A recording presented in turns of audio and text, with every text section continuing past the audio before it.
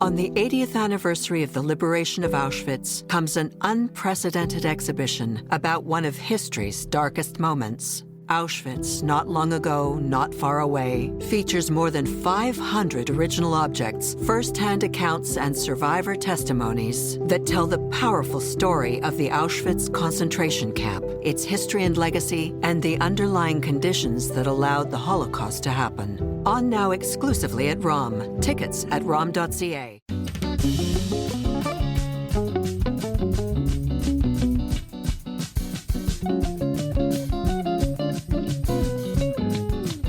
And we have the first notice of motion presented by Councillor Leahy, second by Councillor Yamada. And Councillor Leahy, you don't need to read it into the record, but if you'd like to speak to it first, please. Yeah, no, and I would like to read the motion as well, Madam Mayor. That's what it sounded like last week at Whitby's Town Council meeting, when the mayor asked lawmakers to start the discussion about voting on two motions. One, to ask Ottawa to ban the display of Nazi swastikas in Canada, and two, to condemn antisemitism and find a better system for town staff to deal with it and with other cases of hate on municipal property. The motions passed unanimously, although one Muslim delegate brought up Israel's alleged genocide against the Palestinians, and a couple of councillors felt all hate should be covered, not just the Nazi symbol, and they worried members of the Hindu community would feel targeted because they use a similar square symbol, although it's always shown with the swastika in a different direction. The politicians behind Whitby's vote are not Jewish, but they wanted to do more than just issue news releases after several recent swastika incidents in the town just east of Toronto. In January, some small ones were found carved into the Whitby Library's main branch. That happened around International Holocaust Remembrance Day on January 27th.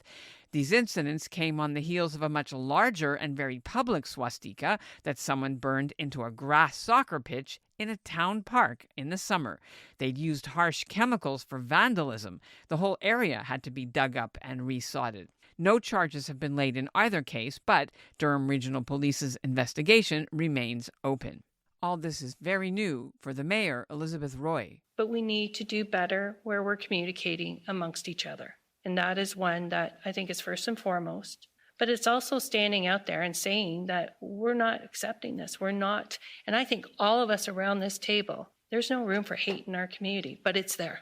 And we need to figure out how to make that go away and not spiral it up, but help to stand together. I'm Ellen Besner, and this is what Jewish Canada sounds like for Tuesday, February 11th, 2025. Welcome to the CJN Daily, a podcast of the Canadian Jewish News and made possible thanks to the generous support of the Ira Gluskin and Maxine Granovsky-Gluskin Charitable Foundation. At least 15 countries have banned swastikas already, including Israel and Poland and Switzerland and even Australia. The U.S. has not because of freedom of expression laws, and Canada hasn't either. Federal hate laws cover hate speech and promotion of genocide and Holocaust denial, but it isn't illegal in Canada to show a Nazi symbol on a private property. As police say, it's awful, but lawful. Whitby didn't ban swastikas. Instead, they say they're now the first Canadian municipality to join B'nai B'rith Canada's new national campaign to push Ottawa to ban them and change the law. It's an uphill battle. Two private members' bills went before Parliament with the same request back in 2021 and again in 2023, but didn't pass. Hamilton and Peterborough did ban the display of Nazi symbols on municipal property. They're the only places I could find in Canada that have done this. Whitby councillor Chris Leahy spearheaded his town's new anti-racism motions. He joins us now to explain why he did it and what he wants to happen next. Absolute pleasure to be here. Thanks for having me. Well, thank you very much for coming on to explain a little bit of the backdrop to how you and your colleague on council decided that you wanted to put this motion forward. Can you just give us a little bit of where this came from? First, we want to start off with some of the background. I honestly believe that, Whitby is the best community in Canada. It's where I've lived my entire life. I was raised here. I raised my family here. But again, Whitby, like a lot of Canadian communities, is not perfect. And we saw that last August. We woke up to the news that some idiot had burned a swastika into the playing field at Prince of Wales Park.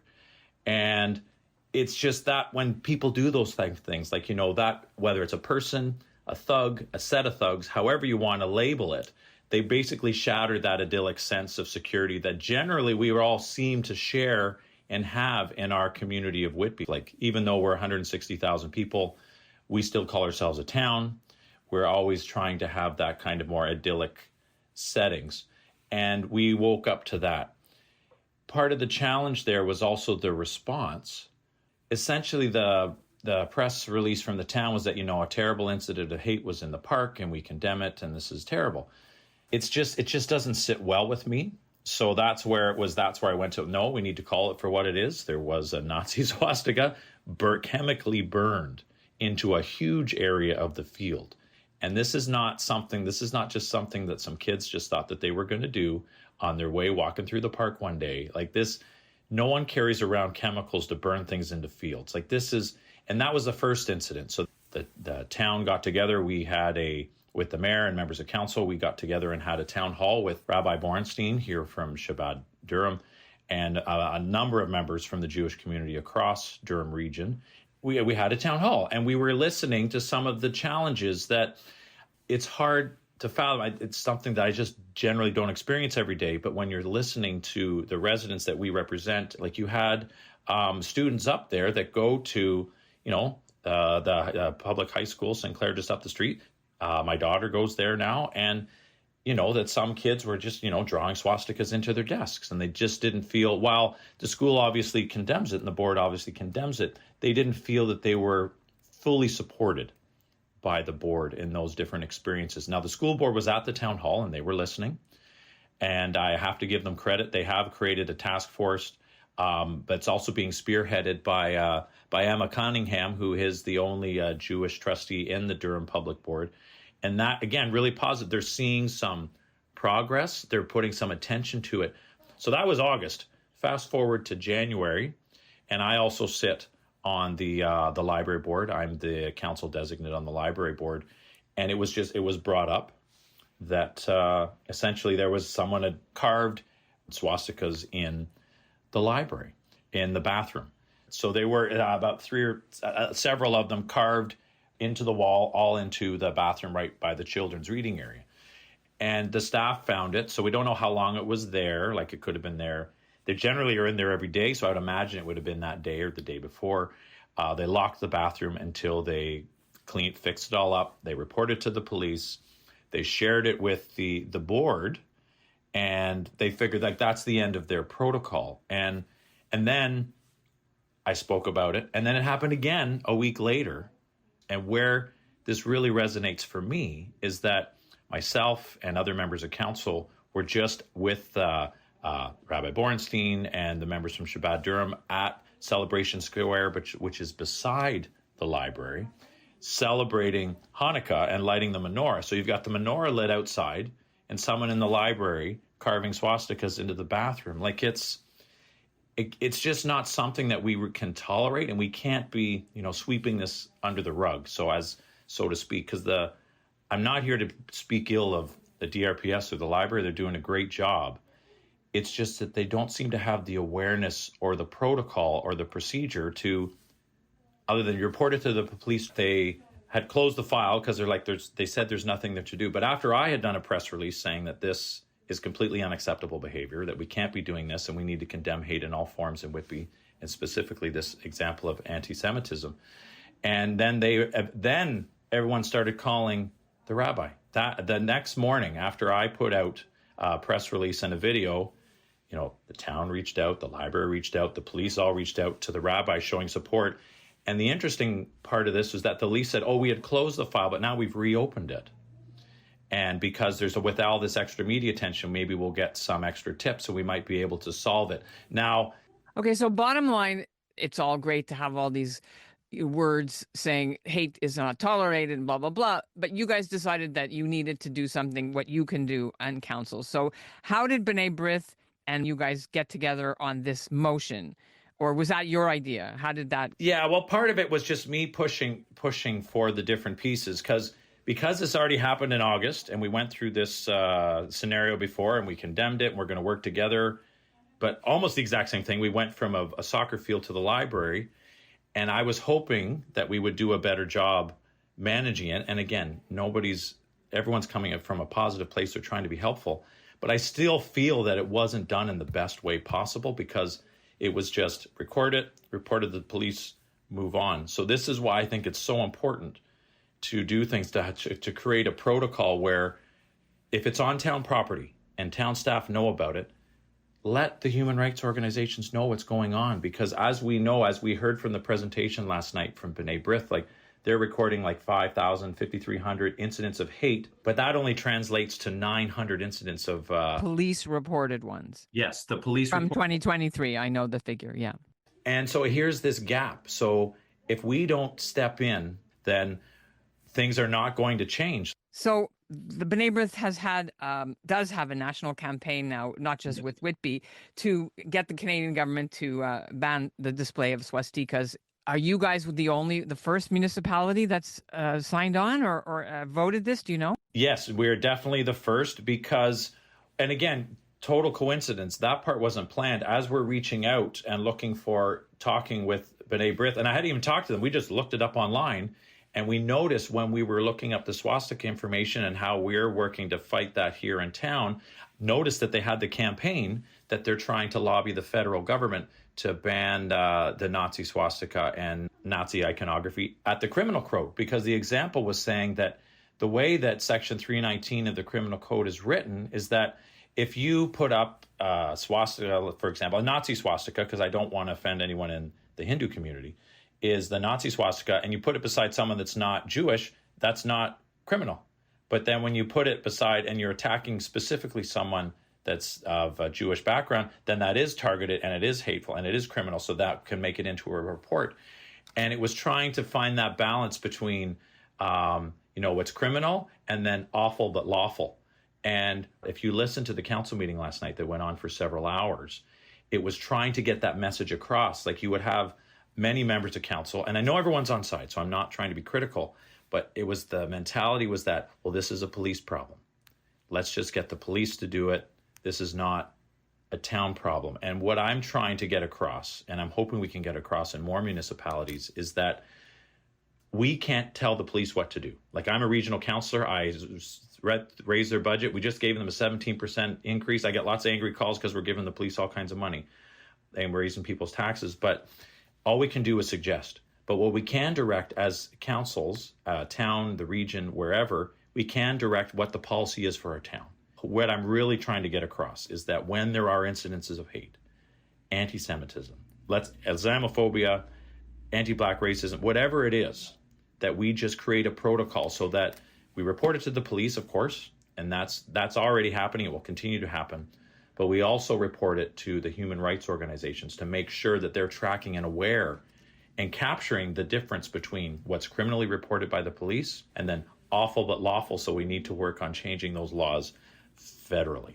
Yes. And so what happens now? So next, this is just step one. So we're going to, again, reach out to members of the community to come and speak to what the report's going to come back to speak about the protocol. Because part of the discussion last night was that we just basically encourage the police to do something. And what I was really insistent, at least on option one, was that we get a protocol for the town property, so we can deal with things exactly like that happened in Winnipeg. So when it's on town property, and a town staffer understands it and recognizes it, that it's reported, and that we report it to the human rights organizations and to all of them, whether it's not just, even though we want to go for anti-Semitism, we'll give it to B'nai B'rith and CIJA. But if it's anti-Black racism, like, if it's the Urban Alliance, the National Council of Canadian Muslims, we can build that coalition from other different groups that are affected by hate and create a protocol so that it's that all hate is not welcome in our community, and not just Whitby, but all communities. I think we'll be in a better place to just reinforce that message that this is completely unacceptable. Again, even just putting my video together in town about saying that this is unacceptable, we need to have a protocol, we need to lobby the federal government to ban the swastika. Like I'm sure members of your audience are used to hearing that a lot, but there's a lot of hate directed at me for doing that. And it's a glimmer of what I know other people see, but that's there's a lot of people that are just saying, just, stick to your lane, fix roads. This isn't your problem. Just call the police and job done. And that's part of the struggle that we're even fighting, that I'm seeing here, just on this idea of even trying to push back.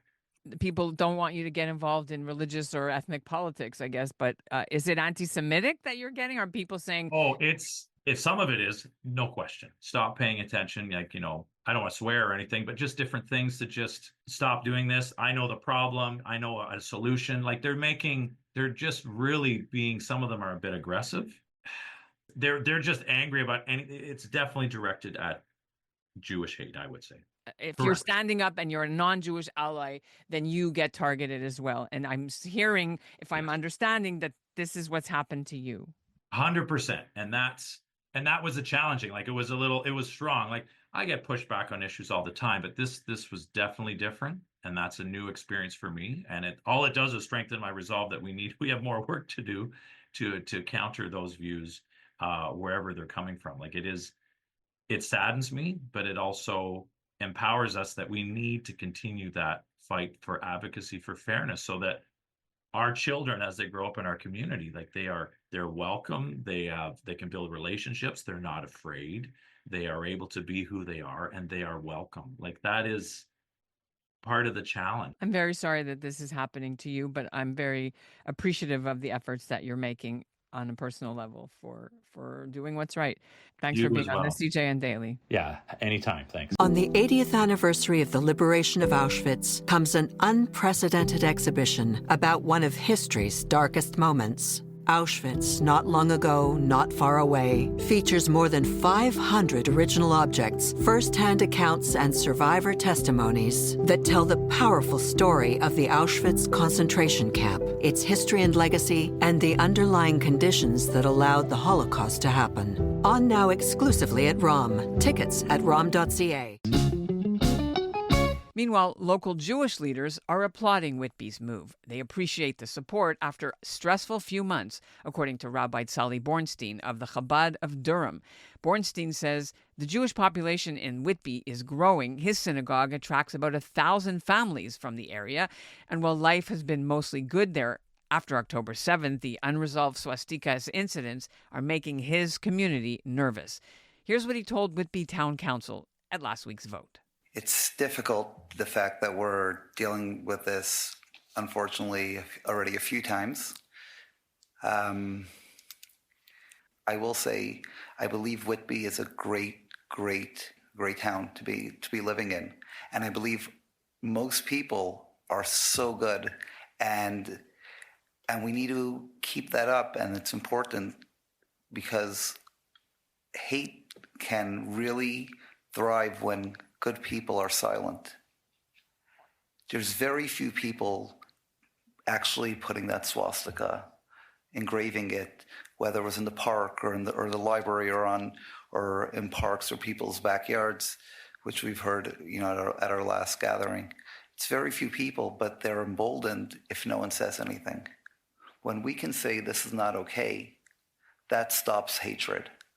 So when we hear of a swastika once, twice, 3 times, and mayor and council, you guys have publicly said, this is not okay. But I really think we need to take it to another level, because people are getting emboldened. We spoke about, the previous speaker spoke about institutions being shot up. My daughter's school 3 times was shot up. That's unheard of in Canada, that it's happening. The people in the community, whenever a swastika happens, I could see very quickly the repercussions. There's less people at services. People are scared to come to classes. There are people that are shaking when they call me on the phone. And there are people that are scared to show their Judaism, because they know someone is putting out swastikas and is getting away with it. A swastika is not just a symbol of hate. It means someone is saying that the Holocaust was okay. My grandfather was the only survivor of his entire family. The swastika, even just seeing it, literally I could see his face flush up, because that meant over 100 family members were killed because of it. It's not just a symbol of hate. It's a symbol of saying that the Jewish people don't have a right to exist. And I think everyone across all political parties, across, of course, council, mayor, everyone, we all agree with that.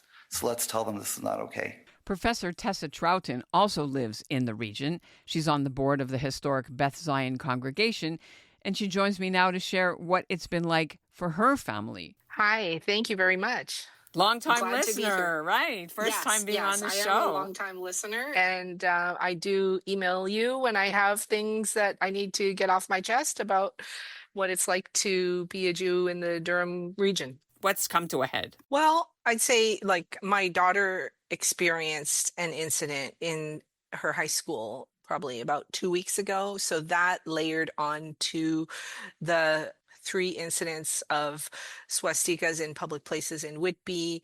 Plus, we had our synagogue in Oshawa was egged. And previously, we had some graffiti posted there, which may or may not have been anti-Semitic. It's unclear. And we had a break-in.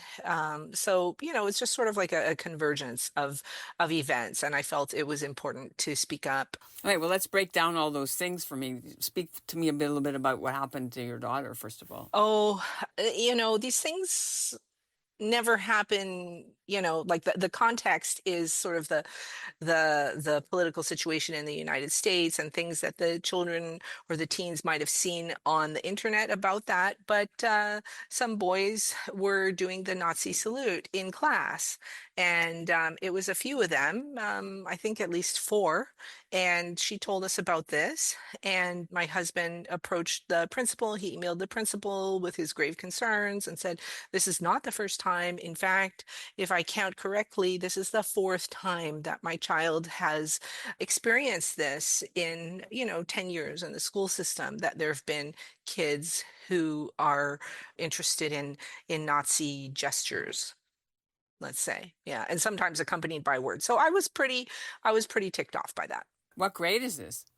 This is high school. This is grade 10, but it happened as early as grade 3 years ago. So 7 years ago. Grade 4 happened a couple of times. She's the only Jewish child in her class? Yeah. Or what about in this school? Probably, as far as I know. And I've been able to successfully advocate for my daughter's safety in the school. And I've also, registered everything that has happened on the B'nai B'rith website. And I've spoken to principals and informed them, I just want you to know that these incidents are registered on the B'nai B'rith hate website, that your school is named there. And I've leveraged in that manner. It's been successful. Overall, I think that there's a huge lack of education. I think there has been goodwill in my daughter's school board, which is not DDSB. I don't want to name the board, but I think there has been goodwill from the administration, but there's just a monstrous lack of education of the children, the teachers, and the administrators. Wait, but you mentioned that this, what was going on in the United States 2 weeks ago. So you're talking about Elon Musk's the gesture. Yeah. And so they weren't doing it at her. It was just they were doing him. And she saw it. It wasn't an attack on her, or was it, as far as you know? I don't think it was, although afterwards she was approached by some kids and told that she was a snitch because the boys were consequenced. And they had to do a special project and spend the whole day with the principal and do a special project on the Holocaust and all this kind of thing. But education shouldn't be happening backwards. It should be happening forwards, and it should be happening in advance. And I mean, clearly in advance of grade 3, somehow. I don't know how that could be possible. Aside from that incident, then you said earlier your synagogue was egged. Was this after October 7th? Yeah. This is a couple weeks ago. Our synagogue was egged. They partially egged it, and then the front doors, and then they left us the carton of eggs. So I don't even know how to interpret this. Last year, there was some graffiti that was drawn on the side of the shul. And, some of us think it was anti-Semitic. Others don't think it was anti-Semitic. I have the photo of it. There's a dollar sign and, this kind of thing. So, you have to interpret that the way you interpret it. I think it was probably anti-Semitic. We also had a break-in in the past month. And we talked about it as a board, and overall, we don't believe that was anti-Semitic because we think it was an unhoused person who, managed to break in and sleep there for a while and they stole all the laptops that the children use in their Hebrew program. And it's just been a very frustrating time, and everything that's happening in Whitby. I'm glad that we're being proactive. I'm ecstatic that the mayor of Whitby is being supportive. I think this legislation about making the swastika a hate symbol will be very useful. And so school boards and the town of Whitby approaching this. Well, DDSB, I know, is approaching it, and the town of Whitby is approaching it. I really want to see what the city of Oshawa can do about this, because, Oshawa, Whitby, like, it's basically the same thing. We're right next to each other. And I haven't heard a peep from Oshawa about it. Why do you think that this is all happening and nobody knows about it? Whereas if a little sign, for example, not a little sign, a sign in Toronto has like a sticker put on, it's front page news. This is going on in smaller communities, just a few minutes drive east of Toronto, but this is the first we're hearing about this stuff. I think everybody is terribly busy with their work and their kids' hockey games and their very, very busy lives. And I think nobody wants to deal with it.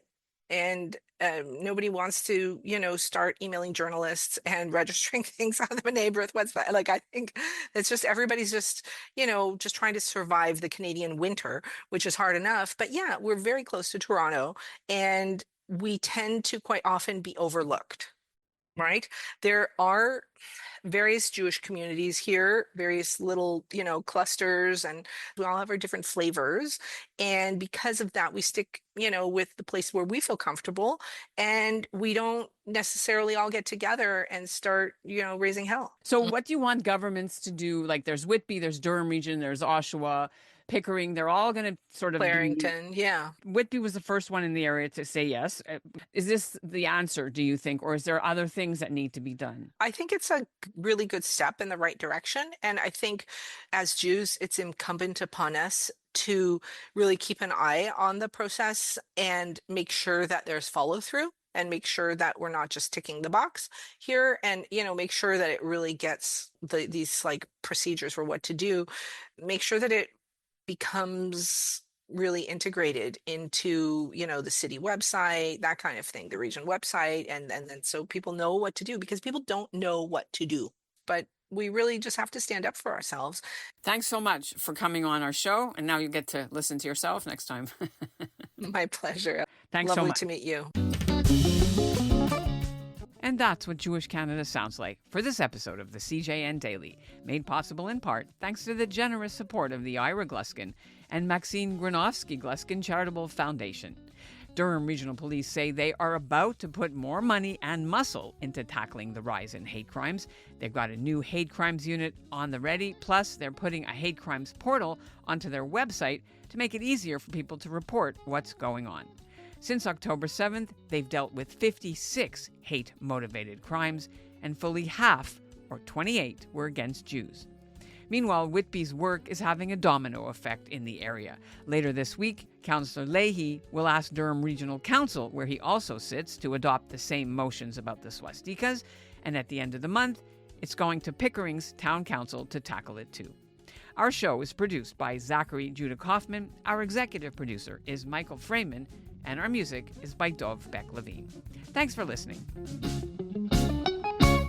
On the 80th anniversary of the liberation of Auschwitz comes an unprecedented exhibition about one of history's darkest moments. Auschwitz, not long ago, not far away, features more than 500 original objects, first-hand accounts, and survivor testimonies that tell the powerful story of the Auschwitz concentration camp, its history and legacy, and the underlying conditions that allowed the Holocaust to happen. On now exclusively at ROM. Tickets at rom.ca.